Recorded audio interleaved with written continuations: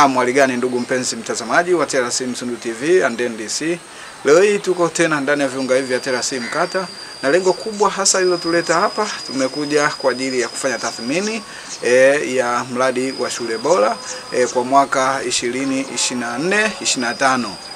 Kama ambavyo unajua, leo ni tarehe 25 ya mwezi wa 6 2025, tunaelekea ukingoni mwa mwisho wa mwaka wa serikali. Hivyo katika kukamilisha mwaka huu kumefanyika tathmini inayokwenda kutathmini swala zima la mradi wa shule bora, namna ulivyoweza kufanya kazi, faida zilizopatikana ndani ya mwaka mmoja, lakini changamoto ambazo zimesababisha labda siweze kufikia asilimia zile ambazo zimekusudiwa kwa halmashauri ya wilaya ya Handeni. Na kikao hiki kinawahusisha waratibu elimu kata, lakini kuna baadhi ya walimu wakuu pamoja na wakuu wa idara mbalimbali kutoka halmashauri ya wilaya ya Handeni. Ambatana nami sambamba, twende ndani ya ukumbi tuweze kusikiliza kile kinachojiri. Kama halmashauri tuliona idadi ya walimu wanaohitaji mafunzo ni wengi ukilinganisha na kiasi kilichotengewa kwenye budget. Budget inatenga kiasi kichache, lakini idadi ya wanaohitaji ni wengi sana. Na watu wanaanza cascade. Ina maana wanapata wachache, tunapeleka kwa chini. Hiyo ni kutokana na scarcity ya budget tulionayo. Lakini ina maana tukifanya budget tungetoa walimu wote shuleni kwa mafunzo wote. Lakini kwa vile hicho kitu kinawezekana, tunachukua wachache ili hao wachache wapeleke mafunzo kwa wale wengine. Tusije kwa hiyo walimu wote wapate mafunzo. Budget yake ni kubwa sana. Kwa maana hiyo tunatakiwa sisi ambao tunapata mafunzo tukalete tupeleke kwa chini.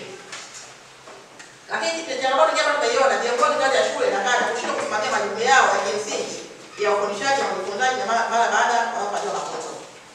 Yaani kuna baadhi ya maeneo unaona kabisa mtu anapata mafunzo lakini kwa chini hakuna kifanya. Sio maana tukiongea. Yaani uone impact yote mafunzo hajaenda kokote, hakuna mabadiliko yoyote. Kwa hiyo ina maana hapa manager anachukua business ya huyo. Anaenda kuchukua sasa hela anatoka na kwenda kana hela mambo yake. Hivi biashara sio hela nyingi sana, ni hela ndogo, ni hela ambayo inatusaidia. Sisi tunapata hela ni kidogo. Bila kusaidia tutachana na hela. Sisi kwa sababu tunaangalia na ujuzi. Sababu ujuzi ndio maana kwa kusaidia na maisha yako. Mfano unapata ujuzi wa biashara. Wanafunza mahitaji maalum. Unataka kusaidia kubadilisha hata jirani yako. Unaenda kwa kubadilisha hata nyumba yako. Namba moja, kazi ambayo tumepewa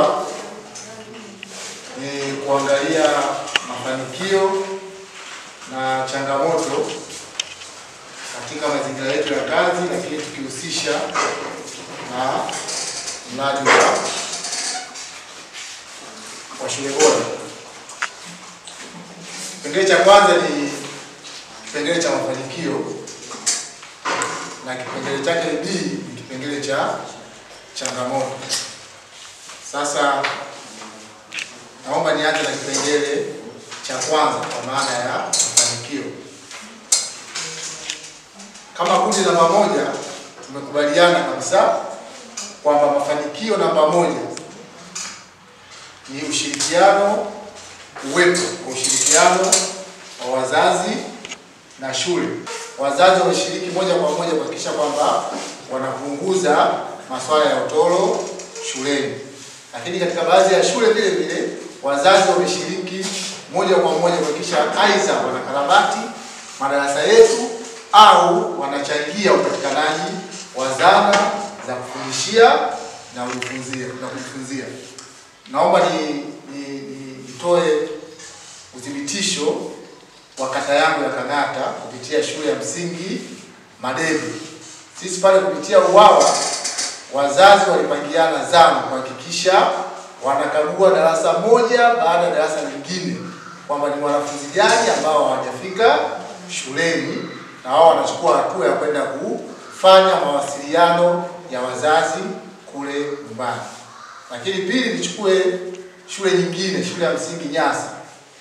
Wazazi wamekarabati darasa, ilijengwa kwa nguvu ya wazazi huko nyuma, lakini baadaye kupitia UWAWA wao walichangia mifuko ya simenti, tukapiga floor, tukapiga plaster, ile darasa sasa hivi linatumika. Kwa hiyo tunaona jinsi gani UWAWA ulivyotusaidia kuhakikisha kwamba tunatatua baadhi ya changamoto. Kwa hiyo tunaona hii ni moja kati ya mafanikio katika shule zetu.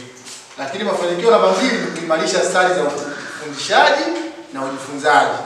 Tumefanya mafunzo mengi kupitia mradi wa shule bora ambao kimsingi tumeona kabisa kuna baadhi ya walimu wamekuwa imara kuhakikisha kuinua taaluma yao ya ufundishaji. uandikishaji. Nichukue nafasi hii tena kueleza kwenye kata yangu kwa sababu ndio nawasilisha.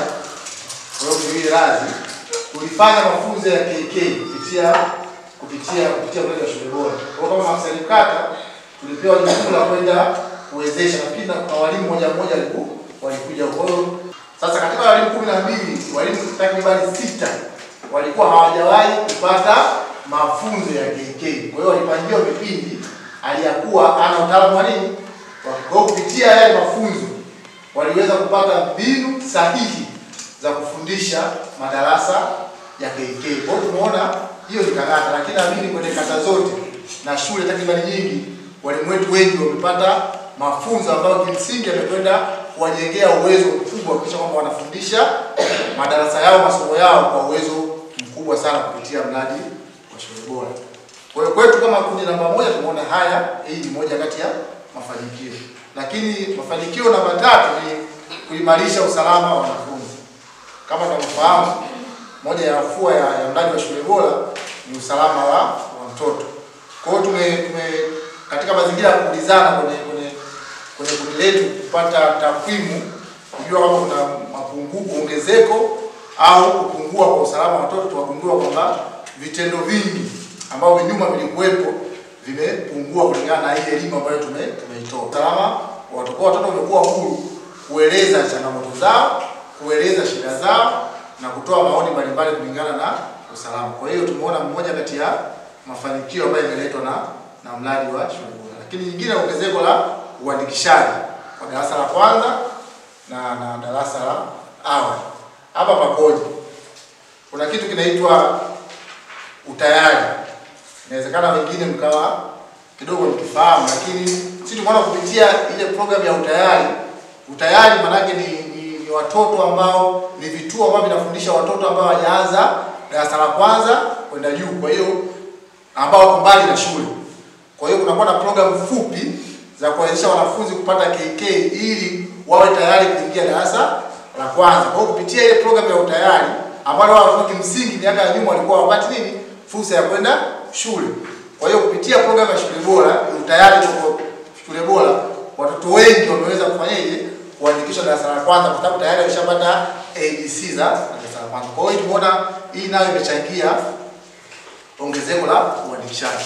Lakini kulikuwa pointi hiyo tena nazungumzia kupungua kwa nini kwa utoro. Nafikiri nishaeleza huko nyuma issue ya wao kwamba nao wanahusika moja kwa moja kuhakikisha kwamba kupunguza utoro mashuleni mwetu.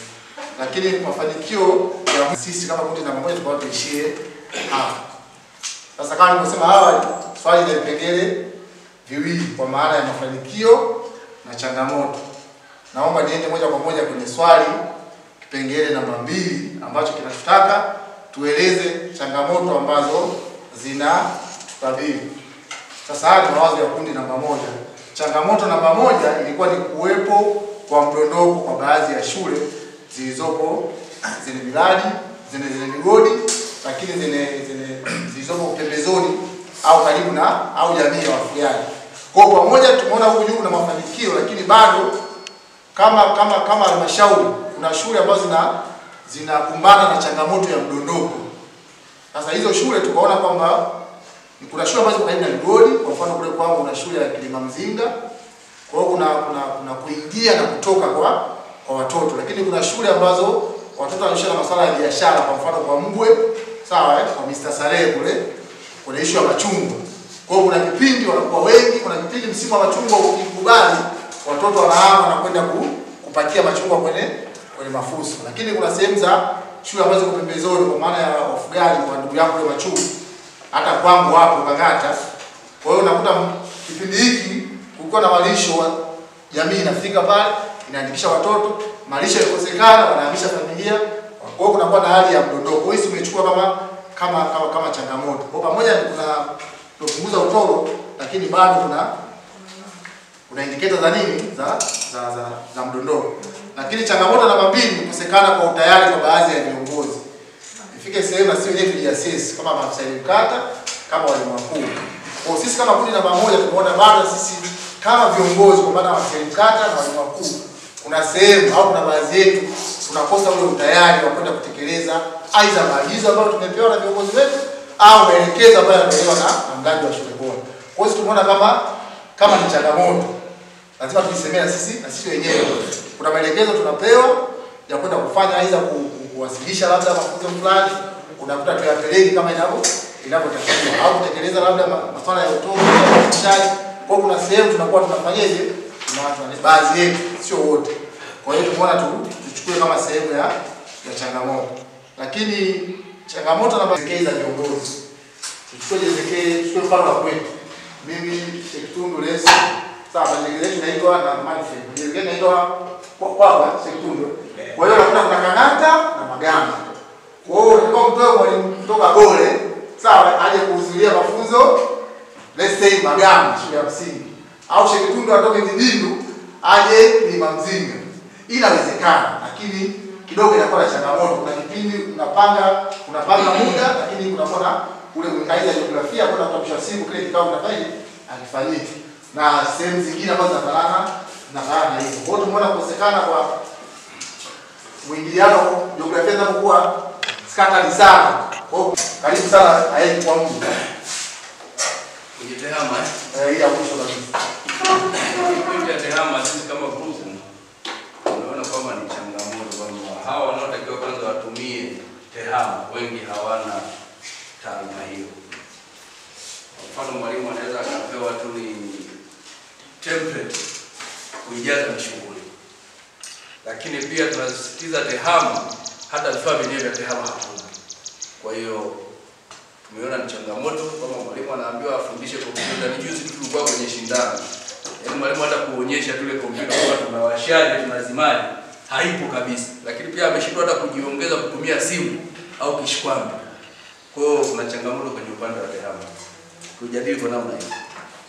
TRC Mzundu TV hakika ni kisima cha maarifa. Ni kisima cha maarifa. Ni kisima cha maarifa. Ni kisima cha maarifa. Ni kisima cha maarifa. Ni kisima cha maarifa. Nikiripoti tokea hapa ndani ya viunga vya TRC Mkata. Mimi ni Chisco wa TRC Mzundu TV. And NDC.